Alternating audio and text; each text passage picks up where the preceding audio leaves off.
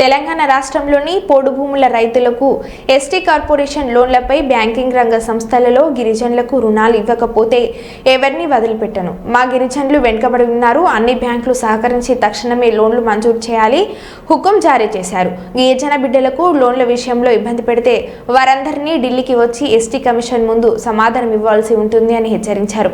లోన్ల విషయంలో గిరిజనులను ఇబ్బంది పెట్టే అధికారులపై జాతీయ ఎస్టీ కమిషన్ కి ఫిర్యాదు చేయాలని కోరారు. కాబట్టి మిత్రమా, మీకు నుండి ఏదైనా మీకు గ్రామాల్లో చాలా పెద్ద ఇష్యూ ఉంది. బర్నింగ్ ఇష్యూ ఉంటుంది, వాటర్ ఇష్యూ ఉంటుంది. లేదు మీకు ఇల్లు రాకుండా, నీళ్లు రాకుండా, మీకు ఏది ఇవ్వకుండా రాజ్యాంగబద్ధంగా, ఉదాహరణకి ఇంకో మాట కూడా మర్చిపోయినా, కలెక్టర్ గారు ఈ దృష్టి నా దగ్గర ఉంది, ఈ కేసు అయింది. ఎఫ్ఆర్ పట్టాలు ఉంటాయి, వాళ్ళకంట బ్యాంకర్ లోన్ ఎందుకు ఇవ్వరు? మీరే కదా ఈ జిల్లాకు చైర్మన్, ఏజెన్సీ ఎందుకు ఇవ్వరు? మరి లోన్ ఇవ్వనప్పుడు వాళ్ళు ఎలా బతుకుతారు? అలా ఇయ్యరని రాసిందా ఎక్కడైనా? ఎందుకు మీరు ఎందుకు లోన్లు ఇయ్యరు? వాళ్ళు ఎవరెవరు లోన్లు ఇయ్యాలో వాళ్ళ పేర్లు నాకు రాసియండి. వాళ్ళని పట్టుకోదా? నేను అడిగి ఎక్కడికి? ఢిల్లీ పట్టుకొస్తా.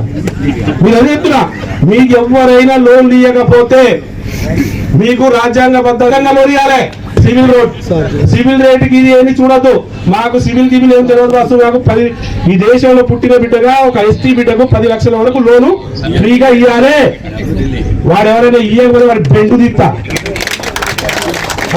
మీరు రాకపోతే ఆ కంప్లైంట్ నాకు పెట్టండి, నాకు పెట్టండి. 2 కోట్ల వరకు మోడీ గారు లోన్ ఇచ్చిండు ఫ్రీగా. మీరు ఏమైనా పని చేసుకొని బతుకుతారా? గోరెనో బర్రెనో ఏదైనా ఫామ్లు మామూలు పెట్టుకుందాం, ఏదైనా బిజినెస్ పెట్టుకుందాం అంటే మీకు లోన్ ఇవ్వాలి. అలాంటి లోన్లు ఇవ్వకుండా